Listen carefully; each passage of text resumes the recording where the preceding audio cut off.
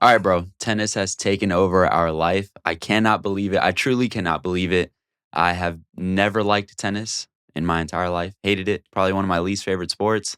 Me and you sat down one day and you were like, hey, bro, just watch Nadal and Federer at Mhm. Wimbledon. We watched it. I was hooked. Yeah. You went to Wimbledon. I like the hat. Mm-hmm. And I watched every single game that I was even remotely interested in. It has completely taken us. We played Wii tennis the other day. My arm is sore. Yeah, for like 3 hours we Yeah. played Wii tennis. No joke. That shit is no we joke. talk about tennis all the time now. It's completely taken our lives over almost. All of our conversations revolve around it. Mm-hmm. Carlos Alcaraz just won Wimbledon, U.S. Open, Olympics, both coming up pretty soon. On clay, Nadal and Alcaraz going to be doubles partners. A lot to be excited for. Definitely. Djokovic doesn't have a gold medal, something that he still is trying to get. So it's exciting. There's a lot of storylines going into it. Definitely. American tennis, we want to talk about just the growing influence, I guess, within the growing influence that America has on tennis, and going forward over the next 10 years, how much more that can kind of come to fruition. I know you have some hypothesis, a nice hypothesis there. Yeah. But get us going, bro. What you got? Let's talk. What's the first thing that comes to mind when I say tennis?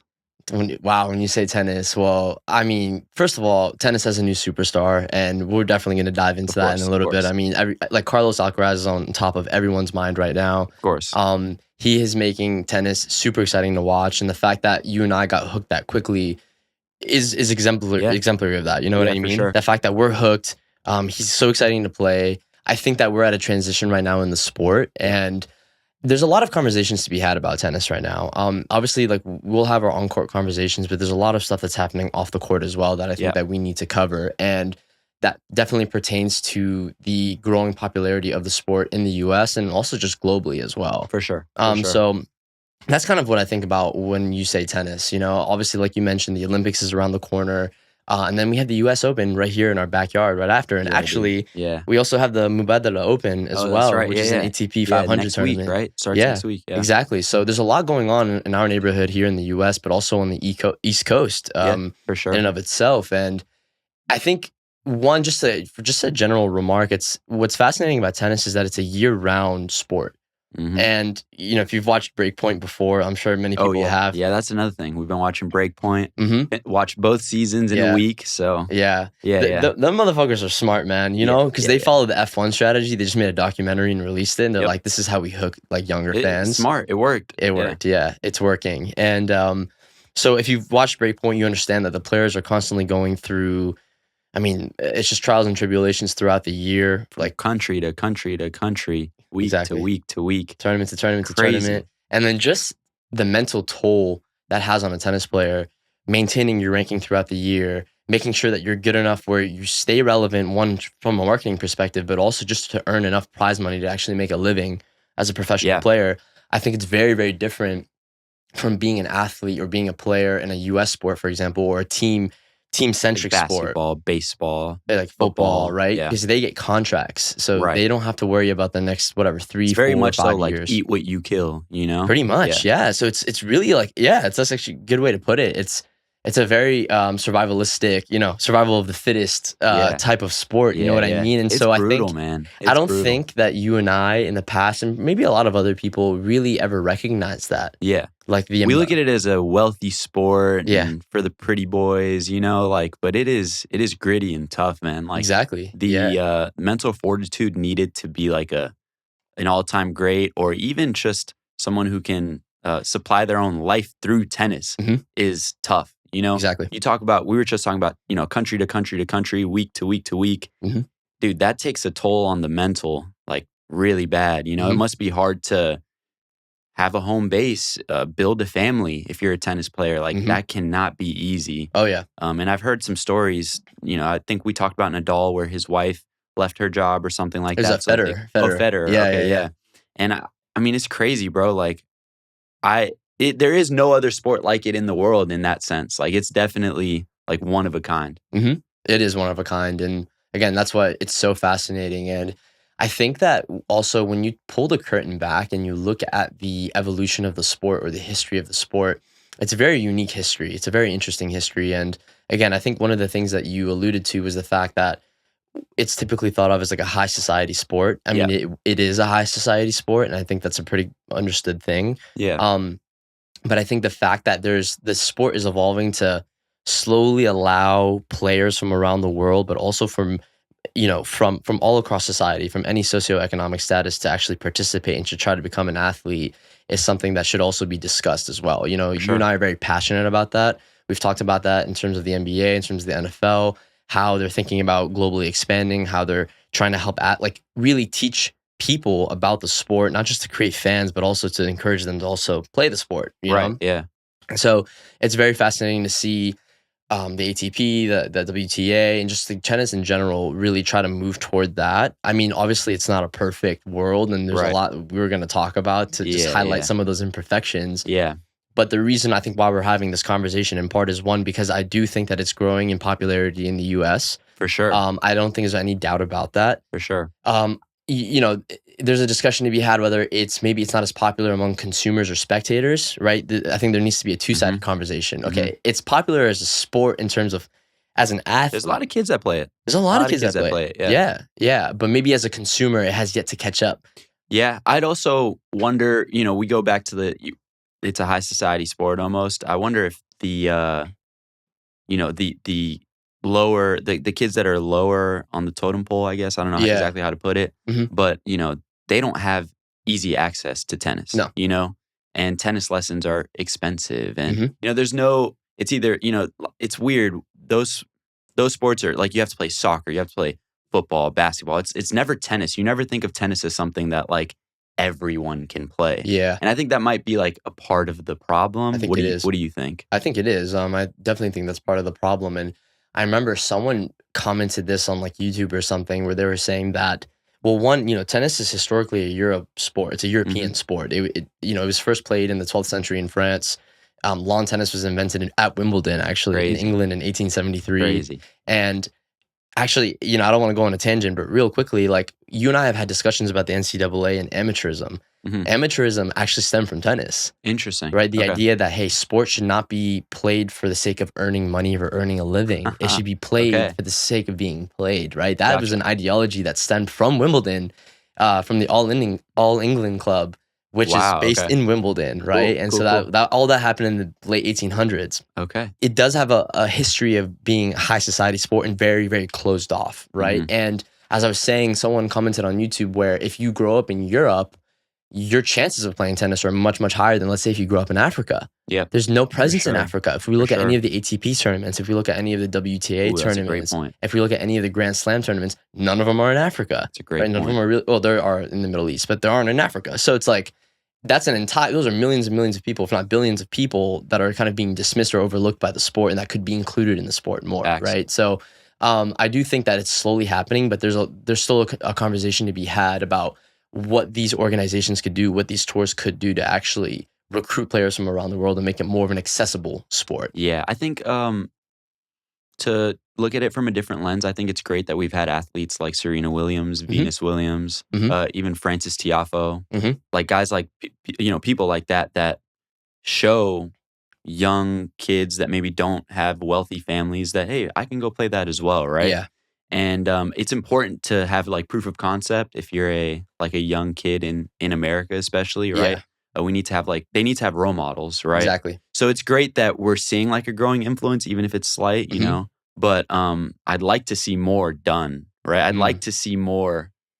I mean, I hate to say that, the athletes could do more because, dude, like we just talked about how hard it is on them, doing this sport year round. It's like, bro, they're trying to feed their families, protect their funds for post-retirement, right? Yeah. So it's like, I get it. It's not easy, but I do wish that there was just more done. Maybe like you were talking about the ATP to just kind of make it more accessible, right? Like, why at YMCA's we never see tennis courts, right? So it's like, why not though? Right, sure. So just I'd like to see more effort, to make it more open. Do you think? Okay, so it's interesting because you said that U.S. U.S. citizens, people people who live in the U.S., right? Especially aspiring children, younger adolescents who really want to play the sport need a role model. Okay, Yeah. and you mentioned a few American players, like most notably Serena Williams, who's regarded as Absolutely. the greatest of all time in her respective Absolutely, sport, yeah. right? So it's interesting because it seems like there's still a lack of that narrative in the sport, just with respect to the U.S. first. Yes. Like before we even talk about Africa or some of these other countries or continents that are maybe overlooked, right? The U.S. is still in that conversation. It is. Do you think? Of course. I mean, dude, they haven't had like their only men's, obviously Serena and Venus, they dominated tennis, but the men's haven't had a Grand Slam winner since 2006, I think, Andy Roddick. Okay. So it's like, yeah, dude, it's something is maybe missing. I don't know. I don't know exactly what it is. I don't know if it's that we haven't had an athlete big enough in America to attract enough eyes, especially youthful eyes, right? Because it's harder to attract the youth's attention nowadays, right? Yeah. And I just don't think we've had a male athlete really garner that much attention to make kids want to go play tennis, right? It's specifically young men, because we do have Serena Williams, but also she retired, right? Yeah, exactly. And I mean, Coco Gauff does seem like she can be that as well. So hopefully she can. But I'm like, on the men's side, I'm just a little bit like, we need somebody to really step into that spotlight. And do you think there is a player right now, Of course, an American bro. player? Of course. Okay, Of go ahead. course. Of course. Seem But this resolute. is just me, though. Uh-huh. This is just me, right? Of course, bro. I'm a diehard Ben Shelton fan already. Okay. Yeah, I just think that, well, he has that monster serve, right? Yesterday I was we were here talking to a couple friends, and I just mentioned Ben Shelton, and one of my friends was like, "Oh, that's the kid with that crazy serve, right?" Has never watched tennis, never watches tennis, knows nothing about tennis, but he knows that Ben Shelton has that crazy serve, right? So there's something that kind of draws you to him. He talks trash. He's a good looking kid, like he has the full package, right? Okay. Maybe certain things are missing from his play style, that like maybe just like that hint of finesse that all the greats have. I don't think he's developed quite yet. But when I was looking at the ATP rankings, I believe him and Alcaraz are the only 21-year-olds that are in like the top 15, I think. Yeah, I'm pretty sure that's right. That sounds about right. I think so. Yeah.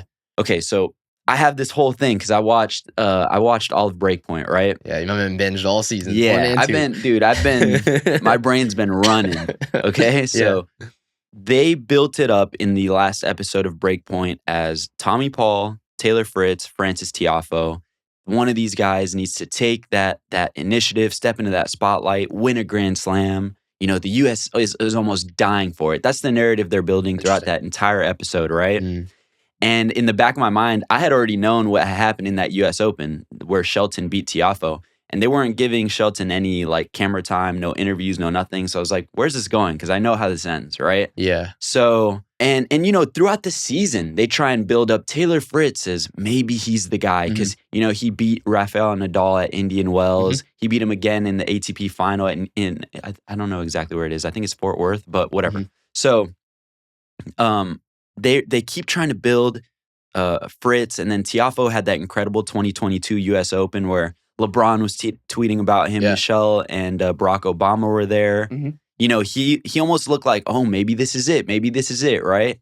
And I don't know, like those three, they just lack something that Shelton has. And by that, I mean like it might just be that it factor, that thing that can't be taught, Right. And I feel like Shelton has that in abundance. Like what drew me to him is the fact that he talks shit, Yeah. And it's not in a disrespectful way. It's just in a, like, he's confident in his skills, right? I'm not saying that the other three aren't great players, but we need a superstar. And to me, when I see Shelton, he has like all the makings of a superstar. Now he needs to like, I'd love if in the US Open this year, like he needs to have like a deep run, I think. I think he needs to really step into it and really take that baton fully. Right? I think like a quarterfinal, semifinal? No, he needs to make a semi. He made the quarters already. Oh, interesting. Yeah, and he lost to Djokovic. So I hear that Shelton and Tiafoe rejected the Olympics because they don't want to go to clay, right? They don't want to go to clay and then come back to hard court with the U.S. Open right around the corner. Right. So you're telling me that the players that are, by that logic, you're telling me that the players that are at the Olympics are at a disadvantage coming to the U.S. Open because they were just on clay, and it's a relatively quick turnaround, right? So you should have no excuse if you're one of Sure. those two to Yeah. make a deep run, Yeah. right? Yeah. Like I think it's fair. exactly. Yeah. So we need, I still have maybe a tiny bit of hope for Tiafoe for some reason. I don't know why. I don't know. He's very, very good to me. And now, of course, I'm just not a casual fan. I mean, this is all I consume right now, but I haven't been into it too long, but I'm still holding out hope that maybe he can put it together. But if we're looking at like the most upside, it's super obvious. It's Ben Shelton. I mean, I think the fact that he's also 21 and he's the highest ranked American, right? Yeah, if not, he's right there. Yeah, he's like I think he maybe is. right behind Fritz. Maybe right. Oh, behind okay, Fritz, yeah. Because the ratings are fluctuating, like they fluctuate all the time. Yeah. But no, I think it's a really good point. I think he could have that it factor. I mean, like the fact that man, Americans, man, they love power, man, and he just packs that punch when it comes to the serve. Like so. When I went to Wimbledon, I watched him live. I watched him for Jannick Sinner in the round of 16, and I can't say like, I was never really a fan of Shelton, just because I'm like, whatever. I wasn't a fan. Yeah. But then watching him play live was fun. Like me and my girlfriend was sitting forward just watching him serve, and she would go like, "Whoa!" every single time he serves. So that shit is no joke. Like that service is insane. That alone has given him a reputation, and I feel like if he just refines some aspects of his play. I think more of like his positioning and his footwork in terms of like, just in when respond. It's very minor tweaks. Very minor tweaks. And he's young enough where those changes could still be made, but I think it's also unfortunate because we've, in the previous tennis generation, there was the big three, right? You had Federer, Djokovic, and Nadal. Yeah. And I think that it's unfortunate if you happen to play at the same time as anyone like that because the spotlight is going to be taken away from you. Of course. So I think one of the challenges that Shelton will probably have in representing the U.S. is probably trying to compete with someone like Carlos Alcaraz, maybe someone like Jannick Sinner as well for that main spotlight for the next 5 to 10 years, And I'm not making any kind of position whatsoever. I'm just saying I understand. That's the state of of affairs. No, I understand. I mean, everyone's like, oh, okay, so we have Sinner, Alcaraz. Who's going to be the third? We need a third to replicate the big three. Mm-hmm. And you see it in America all the time where we're like, we have Peyton Manning, that's Patrick Mahomes, or Tom Brady, that's Patrick Mahomes. We have Peyton Manning, this is XYZ, maybe Lamar Jackson. Mm-hmm. Who's going to be Eli Manning? Maybe it's CJ Stroud. It's like, bro, shut up. Like, let these guys, let it all play out, right? So I don't like people trying to say, oh, who's the third guy? Who's the third guy? Because there is no third guy right now. Yeah. Like, if you really, really think about it, right?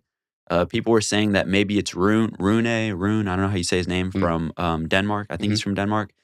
And he's like, I can't remember, but his record in the last 2 or 3 years against top 10 opponents is like 1 in something. It's not good. Yeah. So I'm like, I'm not seeing it with him either. There's nobody that has solidified themselves as number 3. So it's still there for the taking, and maybe nobody takes it. But if Shelton has those refinements that we kind of keep referring to that he really needs, why can't it be him, right? It's all there for the taking. Yeah. Is it not? I mean, he's beat Sinner in the past. I think Sinner still has the edge in the head-to-head, but we watched the what match did we watch? We watched one in Vegas. It was it was a great one. Oh, it was them in Shanghai. Oh, yeah. On hardcore. Yeah, it was an incredible match. Yeah. Like, I see a kid that can hang with them, especially on hardcore. That's a good point. Especially on hardcore. Yeah. So, and I don't know that him and Alcaraz have ever played, maybe once. But I think they have, yeah, I think once. Yeah. So I'd love to see them, I'd love to see him battle against them. Yeah. I need to gather more data, right? Yeah. I need to see if he can, kind of hold his own and match what I believe that he can be that third. But why not him? Yeah. Why not him? And also, to tie it back to kind of like his marketability, he's big on TikTok. Like, his edits and things, they go viral. So it's like, yeah, he's hip. He's got all the makings, bro. It's all there, but nothing can replicate on-court production. Of course. Yeah. So we need to see it, right? Yeah. But yeah.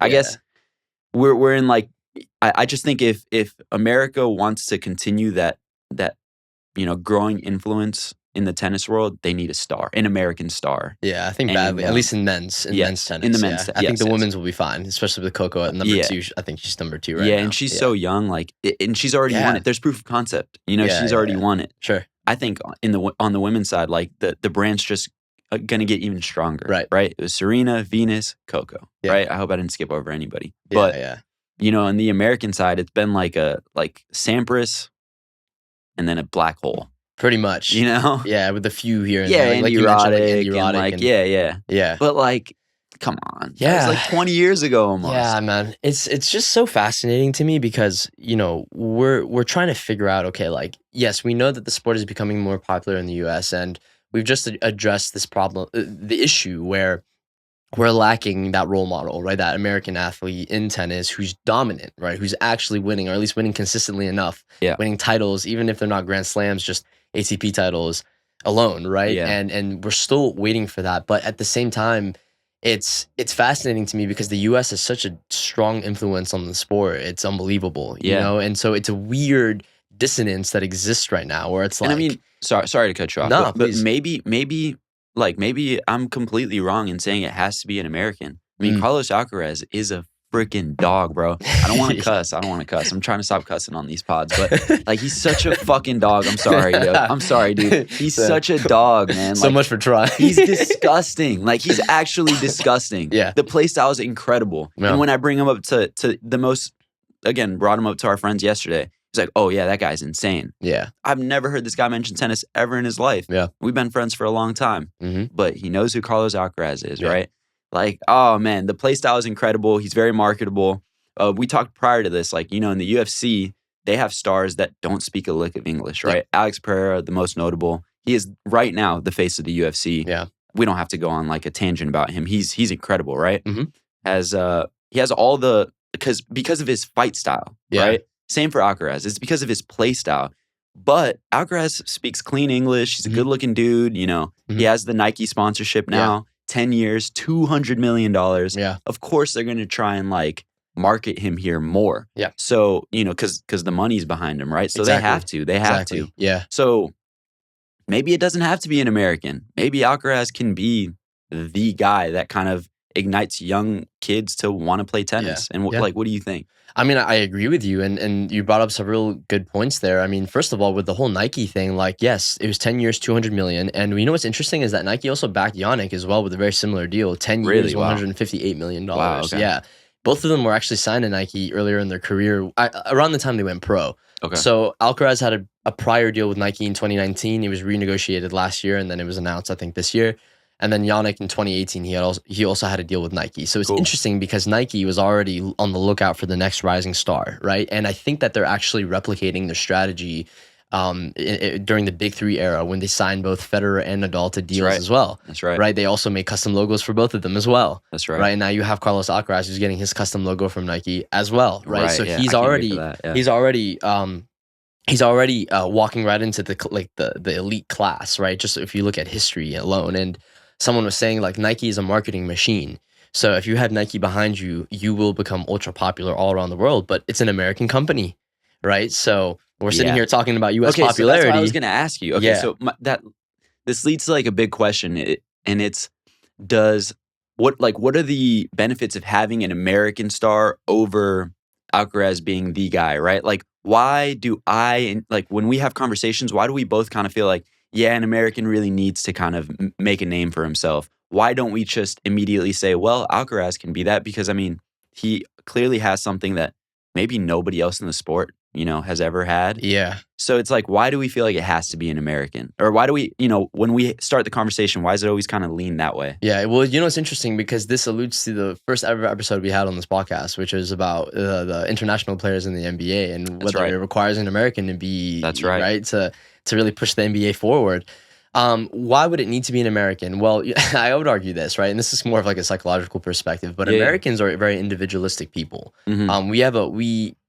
Our culture, we have an individualism embedded in our culture. We tend to think of ourselves first before we think of other people. And I don't mean that, it doesn't mean that we're all like that. It's just that generally speaking, if you analyze us in comparison to any of the countries, especially in the Eastern Hemisphere, we're way more individualistic than they are, right? You would say that they're collective. And so I think that with Americans, it's like they definitely want someone to root for, right? If they're watching a sport where there are no Americans involved, then I'm not saying that this is going to happen. What I'm saying is that it would be much more compelling to an American audience if there was an American playing, right? Because they need they need a dog in the fight. Yeah. Right. Okay. So, yeah. Right. Fair. Right. Whereas some other people around the world may appreciate just having just witnessing the sport. I think we could actually benefit. That's why I'm saying we need someone like Shelton to play against these guys more, because maybe you like you said, you need a dog in the fight, right? Mhm. Maybe these kids go, or just humans in general, it doesn't have to be kids. They go, all right, I'm going to root for the American, obviously. And then you're watching Alcaraz and you're like, wait, hold on.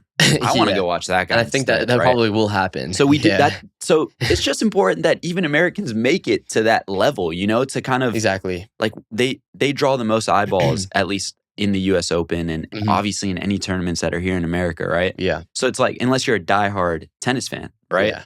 So like LeBron James isn't tweeting about Carlos Alcaraz, but he tweeted about Francis Tiafoe. Exactly. Like, why? Yeah. Because he's an American, right? So we do need them to at least show up and be good dance partners at the very least. They need to be competitive. At the very least. And we're actually witnessing this on the world stage in terms of soccer. Like our national team is slowly getting better every year. We're seeing more Americans on European teams. They're starting to penetrate those markets more. So it's happening, but it's just happening a little too slowly. Yeah. And so, Americans here are becoming more interested in soccer. And then Messi came here, right? He came to the MLS, and all of a sudden the sport blew up even more than it was prior. So it's interesting because we're witnessing kind of two phenomenons at the same time. We're kind of witnessing the Ronaldo-Messi phenomenon, more like the Messi phenomenon, where you have Carlos Alcaraz, young boy, comes in, disrupts all of the superstars that exist in the sport, and is getting all the eyeballs. Yep. But then at the same time, you also have the American culture that's kind of, or I should say American players that are slowly trying to become more competitive again and make it more relevant to the American market. Right. And it's weird to say that because, again, as I mentioned earlier, there's so much American influence on the sport, both historically and today, right? Like if we want to get into the business side of things, like the U.S.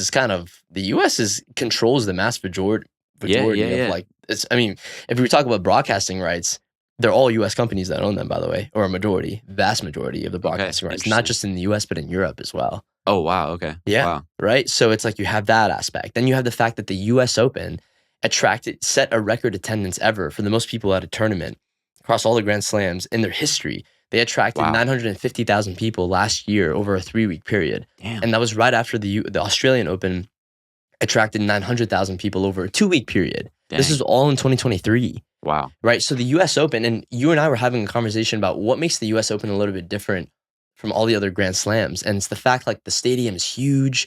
It almost feels like a tower. It's not really an arena. Right? It's a tower. So it feels like it's just a very, I don't want to say an intimidating experience, but it's just a very It's rowdy. It's rowdy. It's ecstatic. Fun, and the American market's huge, right? Like, exactly. So, of course, I have a theory. We can't prove it, but the guys get up more for the U.S. Open than something like the Australian Open. I can't prove that, but it's like we're in the U.S. We know this shit matters. We know how many, we know the amount of money that could be made, off the court by winning this specific tournament. Yeah. Because we're gonna have a bunch of eyeballs on us here, right?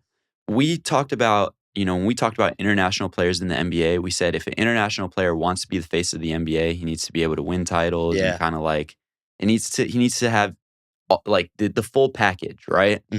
And when you look at Alcaraz, like he is kind of the full package because he's not just great on the court, but he does have a play style that invites so many casual fans. You don't have to be a tennis fan to know that some of the things he does are just like not even human, They feel like only he can do them, right? That's a good point. Yeah. And then off of the, I always, no disrespect to no tennis fans, I apologize in advance, but I always kind of thought tennis players were like robots to me growing up, I didn't like that. I always perceived them as like just like rigid, mechanical. Yeah, mechanical. That's the perfect word where I'm just like, are you even a human being? Like, obviously Federer, Nadal, Djokovic. I like Djokovic the most because to me, he feels like he's the least robotic of the three. That's just I think what a lot of feel, people would disagree right? with you. Yeah. That's fair. Yeah. We're all entitled to our opinion, but I just feel like he speaks for himself and he's not afraid to kind of like have his own opinion. And he's not going to go, like, he's not afraid to go against the grain. And that's what I love. Right. So when you look at Alcaraz, no, he's not like defiant, but at the same time, he's not a robot. He's not a himself. Conformist, like he's himself. Yes, he's himself. He's fun. I just appreciate that he has his own personality. And I feel like we're starting to see that a little bit more in tennis. Yeah. And when we look at Sinner, right, his next big rival, I feel like he's a robot.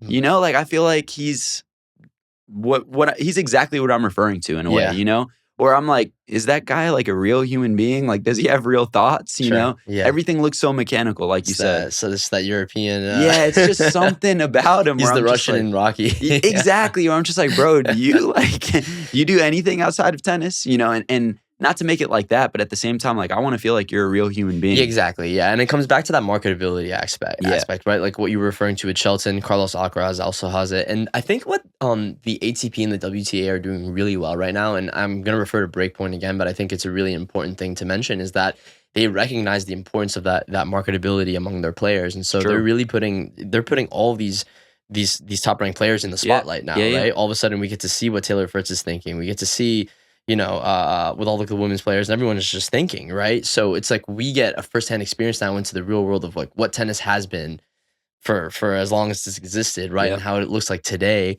and just like, you know, how we started this conversation. It's like understanding that maybe they're so robotic because of the schedule, right? Because of the demands that they have on them in the sport, right? 100%. And now so what they understood is like, well, there's no way that's going to change. Right, we're not going to make less tournaments because that's going to hurt our media rights revenue. It's going to hurt the sport overall. If anything, they want more, but we can circumnavigate, you know, the product of that, right, or the results or the consequences of having such a demanding schedule on the players by, you know, putting a few more cameras around them and saying, hey guys, like these are actual human beings as well. That's right? a great point. That's a great point. I mean, Alcaraz has a Netflix doc. He does. It's coming out, right? 2025, I think, early 2025. Yeah. Dude, the amount of eyes ooh, yeah. Oh, yeah. For sure. So I think that's a really important aspect. And, you know, also back to the US Open thing too, real quick. It's like, not only did they set record attendance, but when I actually looked at like their media rights revenues, they make the most out of all the slams.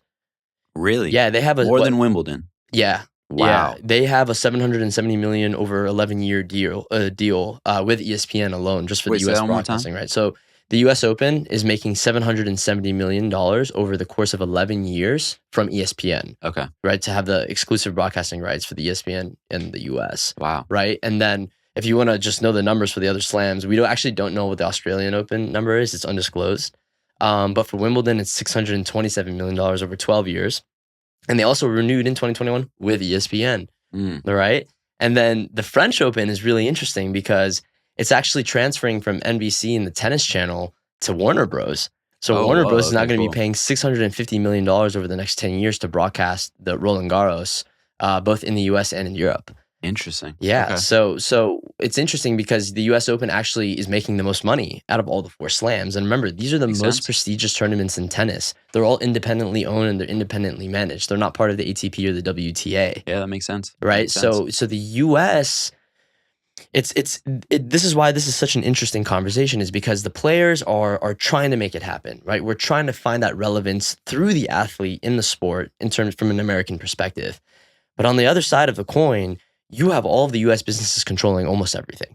Of course, right? I mean, the U.S. is the biggest economy in the world. People are probably watching this being like, no shit, dude. Like, tell me something I don't know. Yeah. But then when I looked at this, I'm like, well, this is a European sport. This is a Eurocentric sport. Most of the top, there's actually no American in the top 10 right now. Yeah, no, it's true. Right? Yeah. They're all European. So when I look at that, I'm like, well, Warner Bros. Owns Eurosport. Eurosport has the rights to broadcast almost all the slams in Europe except Wimbledon. Like the UK rights belong to the BBC for Wimbledon, and then Amazon owns the rest for the European viewing. Wow.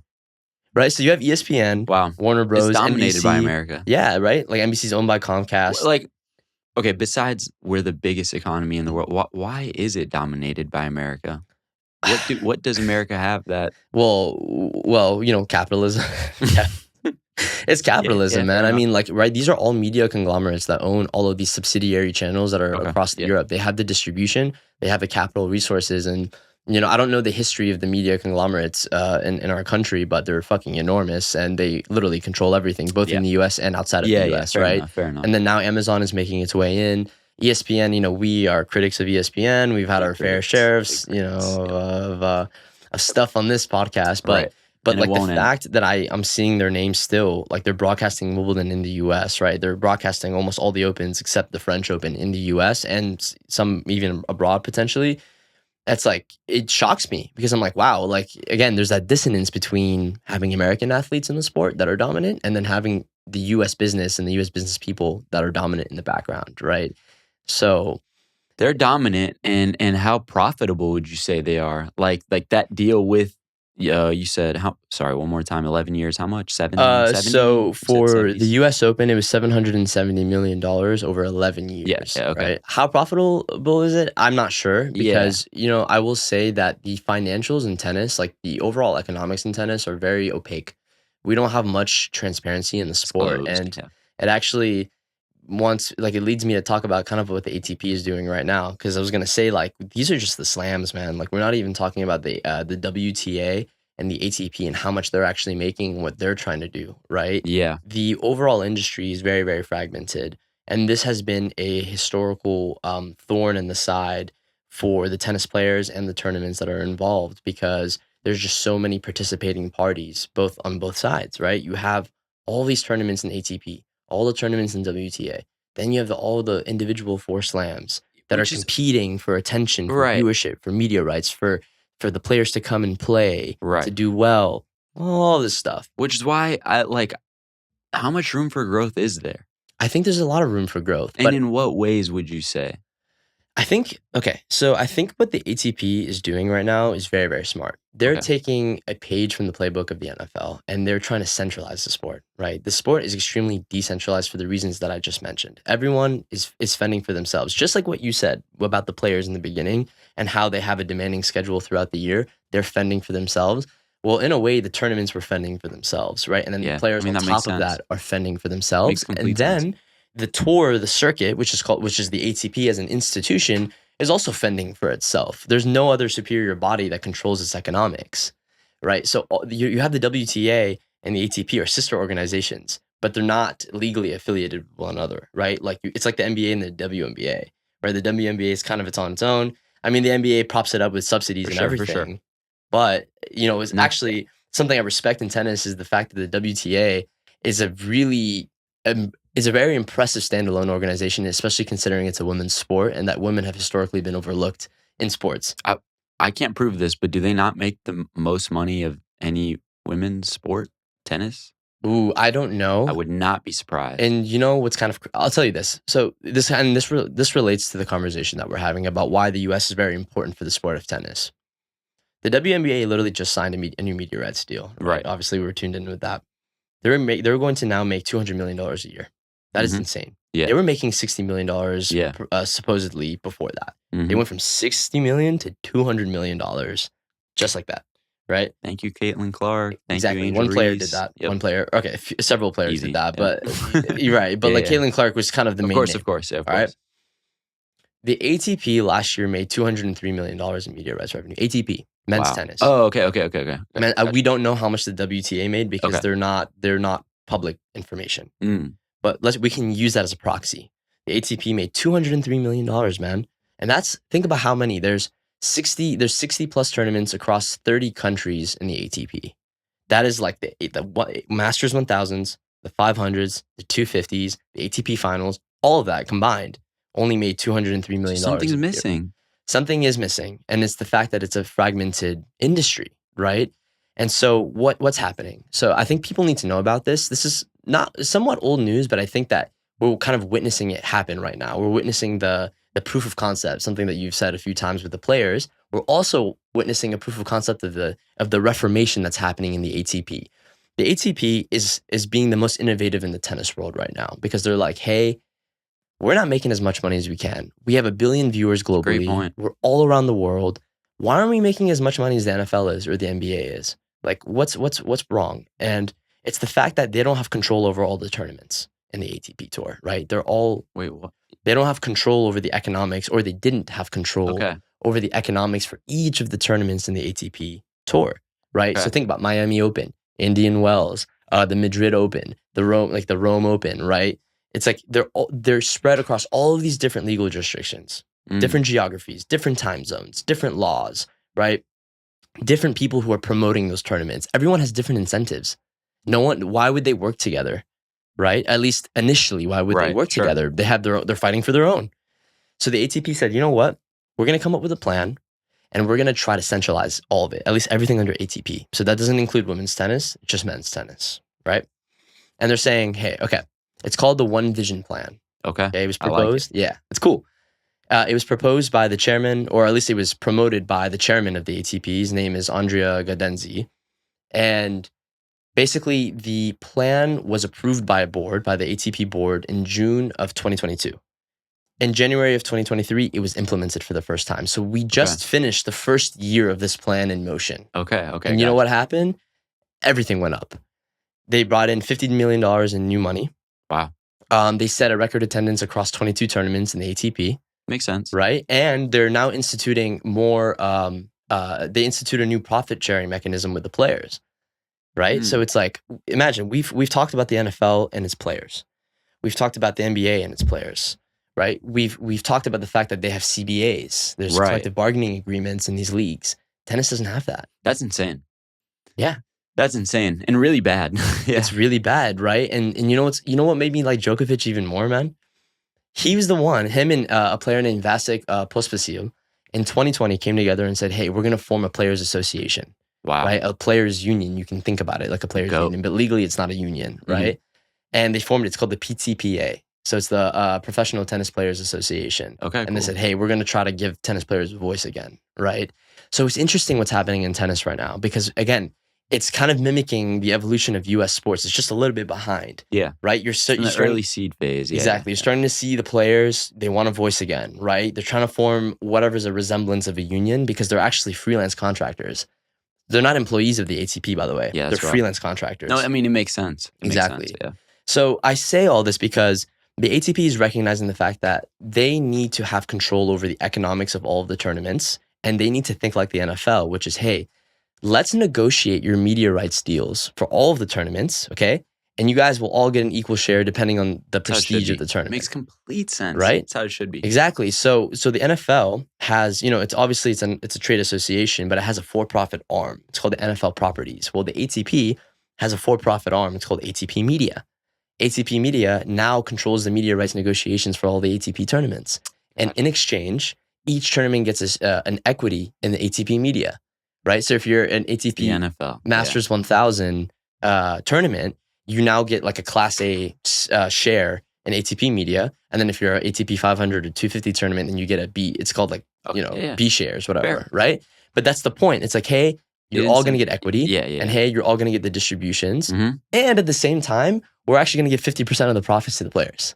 I like it. Right? It makes complete sense. So you're centralizing the media rights negotiations, number one. And number two, you're trying to give more money to the players, just like what's happening in the NBA and the NFL every single year. That's cool. Yeah. So you would make money outside of just showing up, essentially, right? I mean, how's that split with the players work? Yeah. So it's a 50-50 split, and it's divided after the prize money is paid out to the winners of the tournament. Okay. So let's just say you show up to a tournament. Maybe you don't win, whatever, the prize money is paid out. Whatever profit is remaining, if they make profit. If they don't make profit, and the WNBA does this, where if they don't make profit, they don't split any of the, they don't share any of the revenue, right? Yeah. If the ATP tournament makes profit, after it pays out the prize money, it takes 50% of those profits and it puts it in a pool. That pool is then distributed among the top 30 players in the ATP.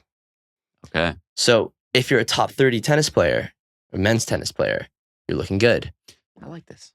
Yeah. I've been wanting the UFC to do this shit for the longest time. Now, there's a conversation to be had about what about everyone else outside of the top 30? Well, listen. That's a different conversation. Okay, so I've been wanting the UFC to do this for a very, very, very long time. Mm-hmm.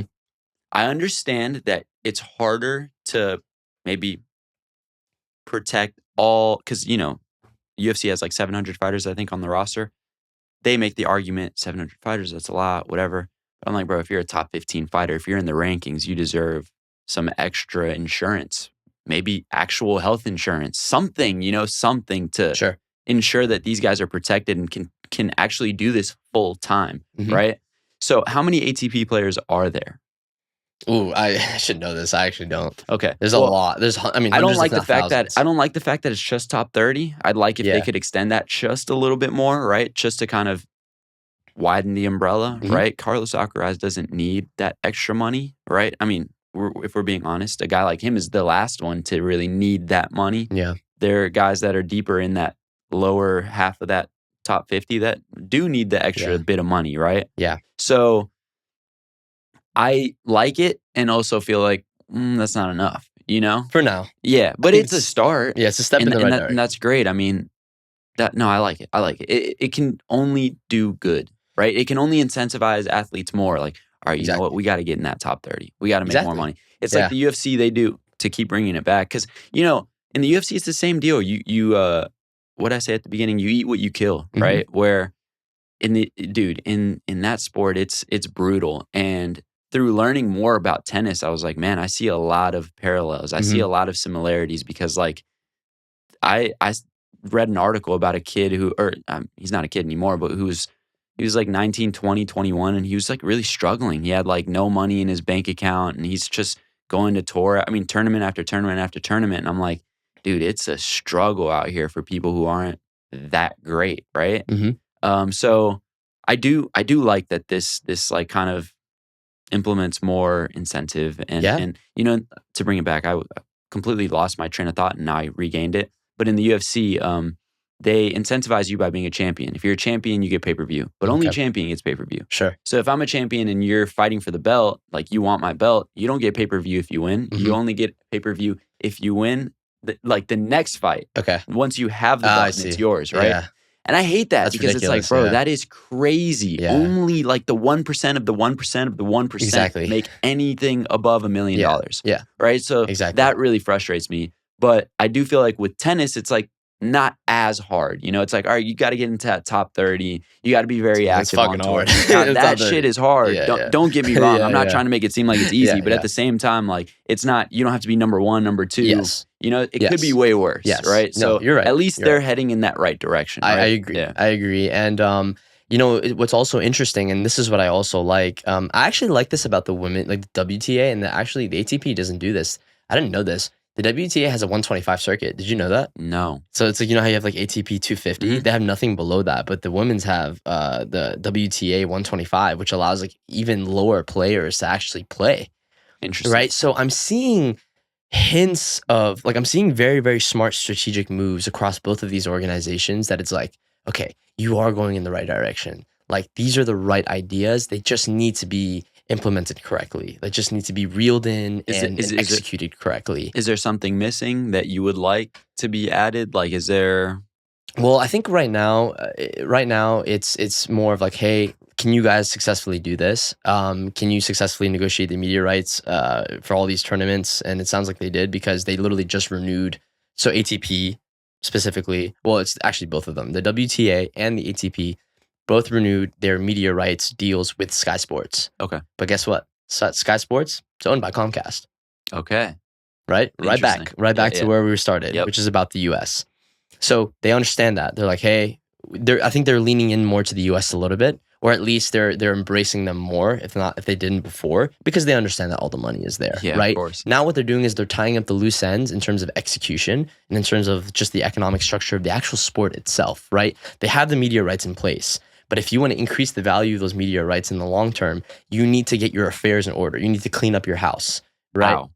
Well, what they're doing now, which is, hey, we're going to have a 50-50 profit sharing mechanisms. Cool. We're going to follow, like I said, like the NFL does, the NBA does, like a lot of the sports leagues do. We're also going to expand the number of days for certain ATP 1000 tournaments. So 5 tournaments, I can't recall which ones specifically, are going to be expanded from 8-day tournaments to 12-day tournaments. So they're allowing more players to be pulled in through the draw, and they're increasing the amount of days that are actually like where we see tennis, right? So we're getting more tennis as fans, and the tennis players are getting more opportunities as well. I like it. Another thing is there's a mandatory increase for prize money every year. So now every ATP tournament has to increase their prize money reward by 2.5% every single year. So I'm kind of surprised that wasn't happening prior, but I mean, it kind of makes sense. But it's because of the reason I mentioned, because no one was enforcing it. Like, there's no parent in the room that was like, hey, all right, let's get this shit in order, right? And I mean, I could go on, but those are some of the major provisions that are being, put forth in this plan, and it was already approved. So this is in motion now, and like I told you, they're already seeing mass success with it. I mean, obviously, the U.S. Open and the Australian Open are not ATP affiliated. However, the ATP is the bedrock for men's tennis. Of course. It's the whole circuit throughout the year. If the ATP does well, your Grand Slams will ultimately, inevitably do well, right? They will, even though they're not affiliated, because the ATP, again, is the bedrock. Right. And same thing with the WTA. Unfortunately, the WTA is not executing the same plan. Remember, it's a sister organization, right? So they're not bound by whatever the ATP is doing. So I commend the ATP because they're being very innovative. They're saying, hey, it's time to change up the economics a little bit, the underlying structure. Let's give the fans more tennis. Let's give the players more money.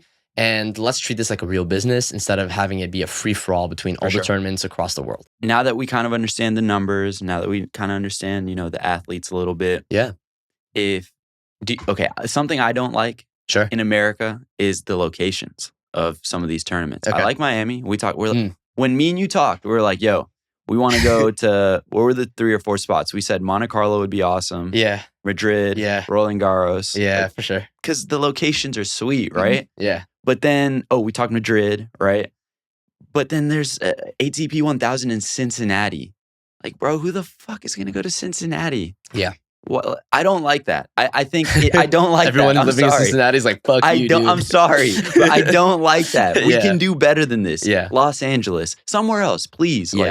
Indian Wells, why? Like, that's in the middle. It looks beautiful, but no one's doubting it. Right. But more eyeballs is the goal, right? Yeah. I don't like all the locations. I agree with you. And I think, so it's weird because the ATP and the WTA have tournaments in the right states in the US. They have 2 in Florida, they have 2 in Texas, they have 1 in California, to my knowledge, and then they have the US Open. The US Open in New York, which is not ATP technically, but the sport of tennis has the US Open in New York, right?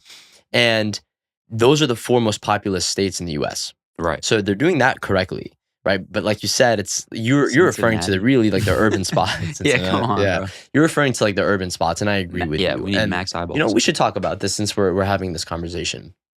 So, as we know, there's 9 ATP Masters 1000 tournaments. Mm-hmm. There's been rumors that there should be a 10th, or that there could be a 10th in the near future. Man, that's tough, because that's 10 plus 4 slams. That's 14 tournaments that players must be at over the course of 12 months. No, less, 10 months. I mean, yes and no. Like, let's remember, it's 8 of the 9 right now are required to be played in the ATP 1000 tournaments. If you throw in a 10th, I don't know if it would be optional. I don't agree. I don't agree that it should be 10, because think about how me and you talk about the NBA, right?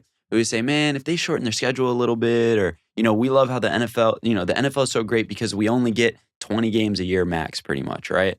And if you're lucky, you'll get a 21st or 22nd, for your favorite team. But like, less is more almost, right? And I feel like if you just shrunk it down and put them in the right locations, I'm going to keep coming back to this. No one wants to go to Cincinnati, right? Yeah. Like Djokovic and Alcaraz played in Cincinnati, I think, right after Wimbledon, right? Okay. Soon after Wimbledon. And can you imagine if that was in like Las Vegas, Los Angeles, Las Vegas? That'd be great, right? Like something different, right? Wow, that prize money. Exactly, bro. So it's like, what do we? I think there are little, there's ways you can work around the edges. I'm sorry to keep saying it, but why the hell are we in Cincinnati? Like, I don't understand it. Why is one of the 9 must-see tournaments outside of the 4 slams in that location of all places? It's a great question, and really just depends on who's sponsoring the event. But but like, well, okay, so actually, I think you make a very good point. Scarcity is a real thing, and it's needed, and that's the reason why the slams are the slams, right? I mean, there's a whole history again behind that. They were once exclusive. They were exclusive only to the aristocrats in society, and only in 1968, when the open era started, is when the slams decided, hey, we're going to let professional players, people who are on the streets literally competing for money, come in and play with the amateurs, right? The people who play just to play. But that started, right? But that history, that historical contingency, created the aura of the slams that we look at today, right? That sense of prestige, a sense of elitism, the sense of importance. And you're right. If the more and more tournaments that we throw in there, I think the more that we dilute the sport. Yes. So I think a better solution would probably be, and this is also a consideration, is just to upgrade one of the ATP 500s to an ATP 1000 instead. So you still have the same number of tournaments throughout the year, but one of them is just a little bit more important now, right? So it's kind of a medium between what you're thinking of. Now the question is, which location among all the ATP 500s? Actually, I don't mind it, because a lot of these guys are playing in ATP 500s anyway. They're essential. So they're essential to these players. Yeah, I mean, why not? Maybe not make it mandatory. I don't know, actually. Maybe make it mandatory, because now that I'm thinking about it, it's like, the guys don't only play and women, obviously, but we're talking about ATP. So the guys don't even play in just the thousands. They, like you said, they play in the 500s and some play in the 250s. Yeah. So it's like, why not, right? Yeah. Why not? Mm-hmm. No, I agree. I wouldn't be mad at it. I just think that wouldn't help you bring more eyeballs. Well, we're talking about if we want this sport to grow in America, right? Right. It needs to be.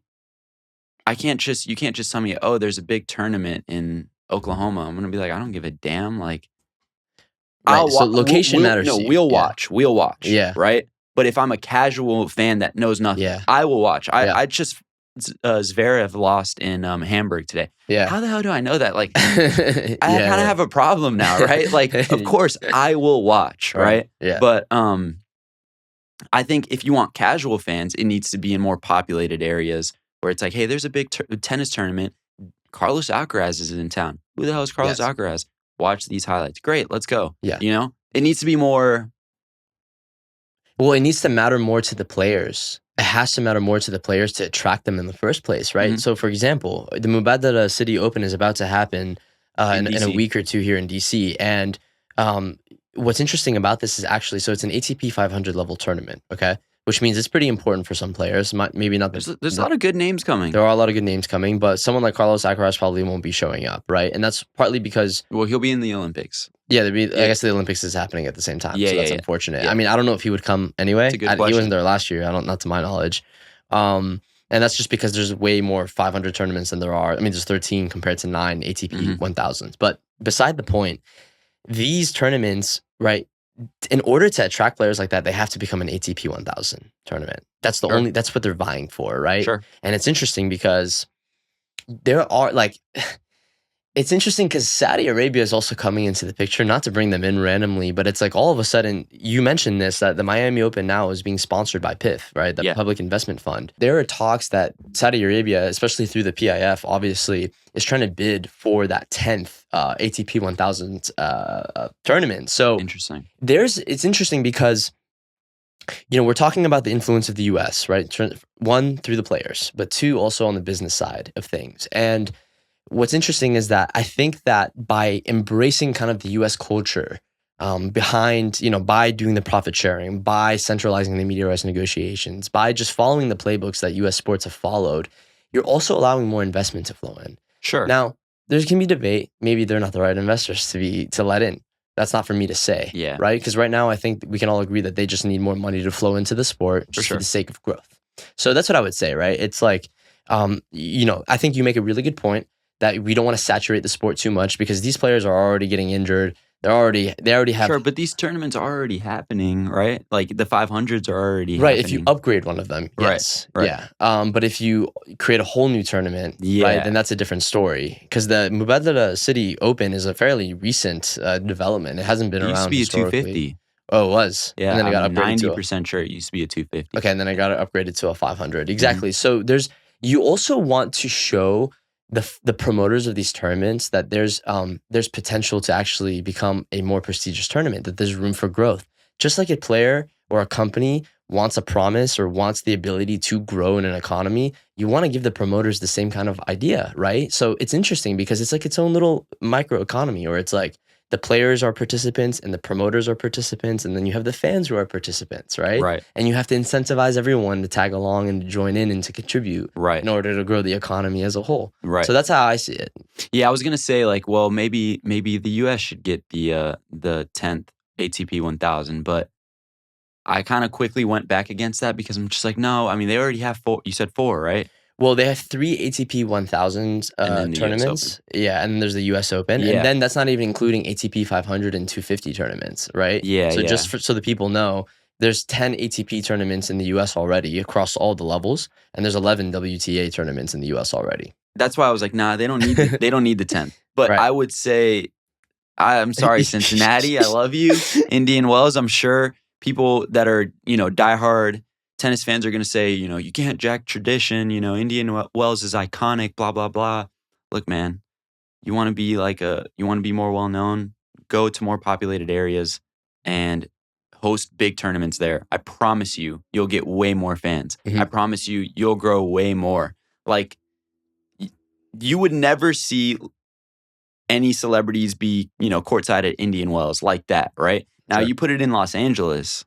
Kobe Bryant was like a huge tennis fan, right? If Indian Wells or anything like that was in Los Angeles, I just envision him there. I know he passed away and things like that, but like people like that will be Sure. there, right? Yeah. LeBron, I'm sure, would be like courtside watching, Exactly. right? Yeah. So it's like you invite more of that, and if you're tennis, you need more of that. You're not you need to go away from the idea that you're just this prestigious sport that is like just a notch above everybody. It's like you're not. At the end of the day, if you want to be known as the most popular sport in the world, if you want to surpass soccer, I don't even know if that's the goal, but it should be, right? Yeah, of course. So if that's your goal, then you need to go like act as if you're one of them, right? Don't act as if you're above them, because you're not. Right. And I kind of just feel like tennis fans might not like how that sounds, because I think there's this feeling in us as humans when we're kind of like, oh no, I don't want everyone else to love what I love or to see what I see or to have opinions on.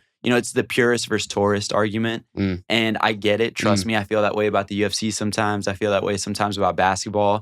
But I don't think that, like, if you truly, truly, truly love tennis, you would know that it's not doing anything but helping it in the long run to get more casual eyeballs on it, right?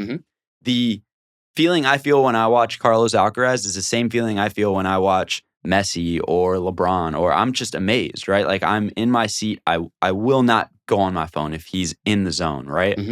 And I'm like, why wouldn't you want as many people as humanly possible to see that, right? And there are better ways to do it than what they've been doing as of late.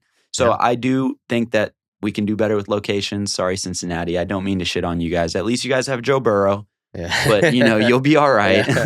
But yeah, I would like to see locations change a little bit, specifically in the U.S., because this is like more of a U.S.-based episode. Yes. And I like that you're talking about, just the back end and everything that goes into it, and how the U.S. already has a powerful influence, but it's not even a top 3 sport in the country, right? No, it's not. So it's like, Probably okay, so then we have ground to make up. Yeah. You have this massive influence, yet little kids don't want to play tennis, only very select little kids want to play tennis. And that needs to be the goal. You need to attract more young people to want to play it, more older people to want to watch it, right? Yep.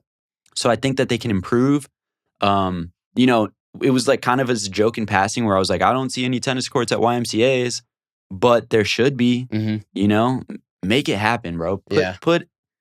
Make tennis more available for kids of all, what would the word be for all incomes? Yes. I was gonna say economic backgrounds, but so just make it more accessible for everybody. Yeah. Tiafoe said that he only started playing tennis because his dad was like a groundskeeper at like a tennis. Interesting. So he had to have some unique way in. Exactly. And he was saying how much it means to him that like he has an opportunity to almost invite more, young fans of color or just young fans who don't make as much money to play, right? Yeah.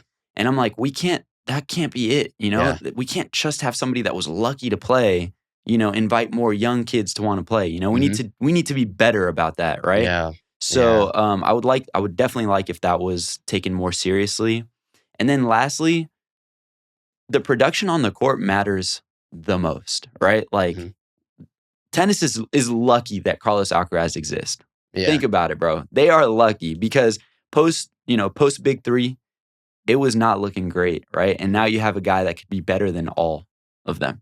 Exactly. And he's kind of on pace to be better than all of them, right? Yeah. And he has the play style that to me is more fun than all 3 of them. Yeah. So it's like you have the complete and total package with this guy. Right. Don't waste it. Yeah, don't fumble it. Exactly. Use it to the best of your ability. Well, we know that Nike isn't. And I think that with, again, kind of rehashing this conversation, just with what the ATP is planning on doing now, I don't think they're fumbling it either. Or at least they don't want to fumble it and they understand that. So I applaud them for that. I now hope that the WTA can follow suit.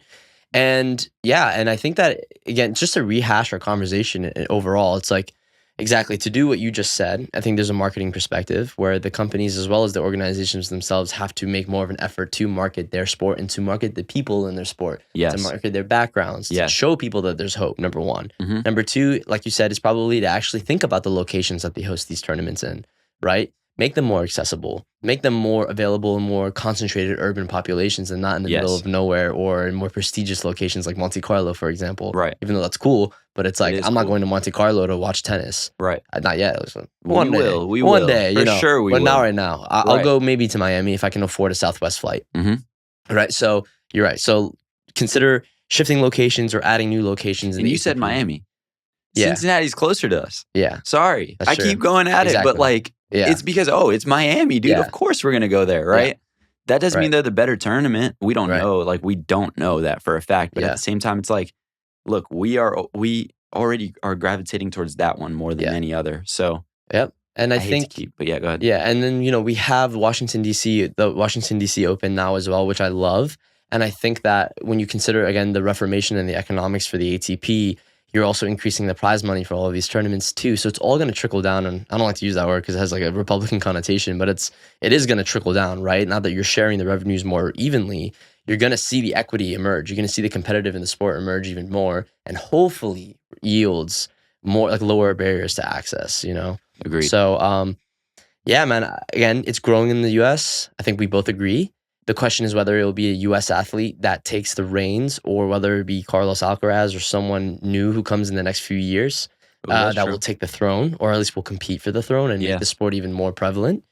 And I think like we said, that an American, well, obviously I would say an American does need to win a slam within the next 2 or 3 years. yeah, In some capacity, bro. It I needs think- to happen. yeah. But most importantly, we need an American that can just compete with these guys, right? That can make it fun, give them good dance partners, because then it props the Carlos Alcarazes, the Jannick Sinners. It props them up more, and it brings more American fans to them as well, right? Mhm. So I think that's also super, super important because, Yeah, I don't have to harp on that much longer, for sure. but yeah. And it contributes, it facilitates everything that we've mentioned, right? It will Exactly. facilitate more investment in U.S. tournaments. It'll facilitate more Exactly. investment in marketing within the U.S. and even outside of the U.S., but of U.S. players, Mhm. right? So to make, it's all there. Like you said, the assets are there. They just need to be capitalized. Right. And then I think even great on Netflix or whoever's idea that was to Perfect. do that, right? Yeah, step one. Perfect. There was a movie Challengers with Zendaya in it. Okay, cool. that's I don't right. know whose initiative or whose idea that was, but it was a great idea because it brings more eyeballs. My sister loved the movie. Of course she did, right? Yep. But like, there was another thing I'm missing, but whatever. We don't have to harp on it. Mhm.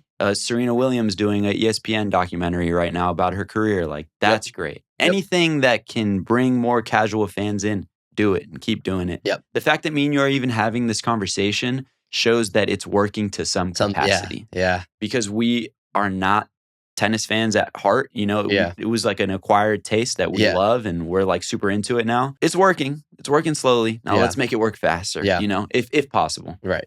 That's it, bro. That's it. Yeah. That's all I got. I think it's well said, man. I think we've covered everything that we needed to cover. The future is exciting. There's a lot of potential there, and I do think that they're moving in the right direction, generally speaking.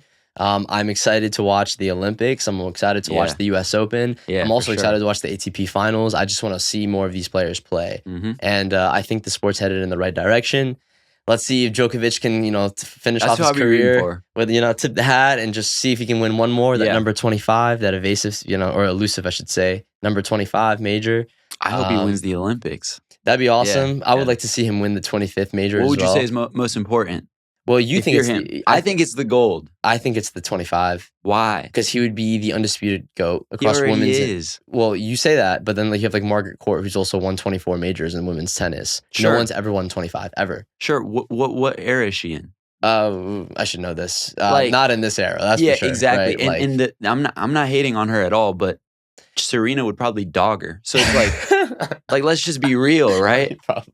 Yeah, exactly. So what kind of conversation are we having here, bro? Man, but it's like the whole Michael Jordan 6 rings thing. Okay, bro. no, They're clowning I'm LeBron for gonna having- bring it back to that in a second. All right. Carlos Alcaraz, if he wins gold at any point in his career, and for some reason has the same amount, some reason, let's say they end up with the same amount of slams, they're gonna say, well, Alcaraz has gold and Djokovic doesn't. Yeah. So I think you gotta the gold is most important to me. I get it, dude. I mean, like, I don't want to disagree with that, but I don't know, dude, 25 majors is fucking and he only baller gets one more status. shot at gold. That's the most That's true. important. Yeah. He might have maybe 9, 10, 11, 12 more chances at a slam. That's fair. I think that's one fair. more shot at That's gold. true. So it'd be sick to see him win. Yeah. And I mean, Nadal would be crazy as well. I mean, Yeah, but probably doubles with like Carlos. Oh, he's only yeah. doing doubles? He's probably going to do singles since it's on clay. Okay. But I think everyone's looking forward to watching him play doubles with Carlos Alcaraz. Yeah, for sure. I am too. So. And then 2028, they'll be here.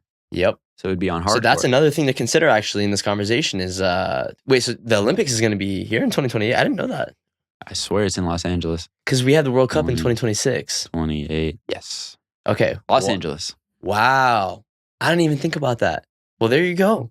You have, bro, they have all the parties involved have a huge, like they have every opportunity right in front of them. It's all there. Like you said, everything is there for them right now. It's now or never. It's now or That's never. most important. Yeah, man. Yeah. You need to solidify it. Mhm. So, wow. Okay. U.S. Olympics coming up in the next Olympics. You got the World Cup right before that.